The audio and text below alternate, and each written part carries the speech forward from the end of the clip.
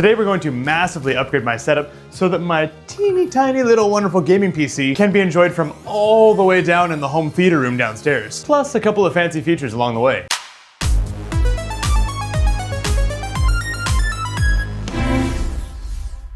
If you're new here, hey, I'm Coulter, and on this channel we cover modding and hacking old consoles to weird PC builds and setups and occasionally cool home tech upgrades. So if that sounds like you, be sure to subscribe down below so you can catch the future uploads. So to pull off this magic trick, we're going to need a few things. The first of which are these HDMI over Ethernet extenders by OREI, this one in particular being the USB 3-EX2H330R-K. Obviously, that's what I would have named it. And what's really cool about these guys is that on the sender end, it actually takes in 1 or 2 USB-C hosts, which can be the USB-C out on your Mac or your Windows desktop or your Switch or whatever else. Plus you can send USB-C Type A devices down the wire as well, along with power over Ethernet, so that all of that over one HDMI Cat6 cable will go all the way down to the rec room down here, where we can then broadcast the selected USB-C signal out to 1 or 2 HDMI outs, which is sick, and then also plug in USB-C and USB-A devices on that end as well. So there's a lot of tech packed into these things, which is super cool, but how do we hook them up and make that long distance run work? Well, like I said, they run on power over Ethernet, so we only need to plug power into the sender end, and the receiver will get power through the Ethernet jack using PoE, which is super cool. But the wiring is another question. In my case, my house came pre-installed with Cat5e in the walls, which might be okay for some purposes, and I did use it in my last video where I featured these OREI extenders to do a hidden gaming setup. And so to access the built-in house wiring, I just drilled a hole in the floor and put this female-to-female face cover here so that I could tap into that existing Cat5e cable that goes all the way down to the basement TV. Those Cat5e runs might be sufficient for some purposes, like if you're only pushing 1080p, maybe the USB devices you want to hit are fairly simple, but in my case, I want to push a 1440p upscaled to 4K signal from my 3060 Ti on this machine and be able to send zero latency signal from the USB dongle for my controller from the home theater setup all the way back up to the PC as if it was connected right there. And to do that properly and reliably, it would probably be a good idea to use actual Cat6 wiring like it says on the box. So down here at the home theater TV, technically, I could fix my cabling issue by just ripping off this faceplate and pulling a new Cat6 run through here using the old Cat5e as sort of a pull wire, but I have no idea how much space is in the walls and if that would get caught or what. And so until I get so bold as to take on that project, we thankfully still have this ginormous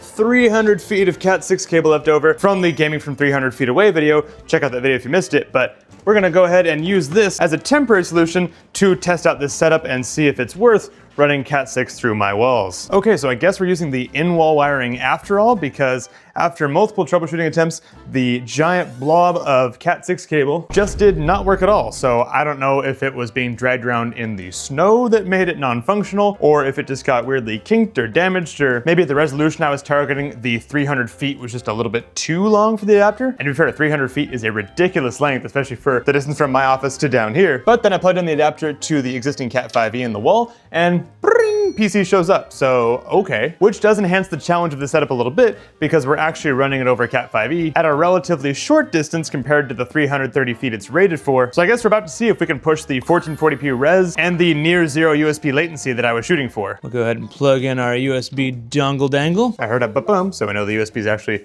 talking to the PC, that's good. Okay, we fired up Steam Big Picture, which is making this look very console-y, which I'm liking already. And moment of truth. Okay, we've got USB. Do a very non-scientific latency test. Maybe a skosh of latency, but honestly really impressive given we're going over Cat5e and not Cat6. Let's go to my preferred test of latency.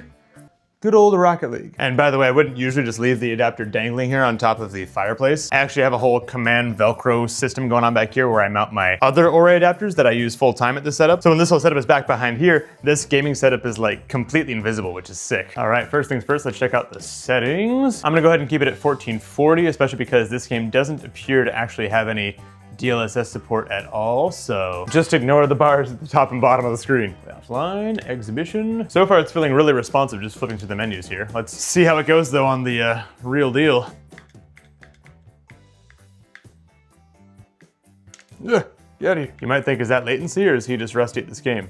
Probably more of the latter. So I think going over the Cat5e, I think I would rank the latency at like GeForce Now. Like it's really not that bad. Just it's like a noticeable, I'm gonna say 700 milliseconds, I'm gonna say. Oh, that was totally my goal. Friggin' Mountain stole it. So yeah, if you're an experienced king of the minor lag, like you play on GeForce Now or whatever all the time, then maybe this works for you, but likely the better scenario would be to just use Cat 6, which was my intention, but I don't know what the heck happened to my Cat 6 cable, but once I plugged it into the Cat 5e, it worked right away. And of course, we also have to test if docking a switch on this guy works. Bibbidi bobbidi boo. Let's see.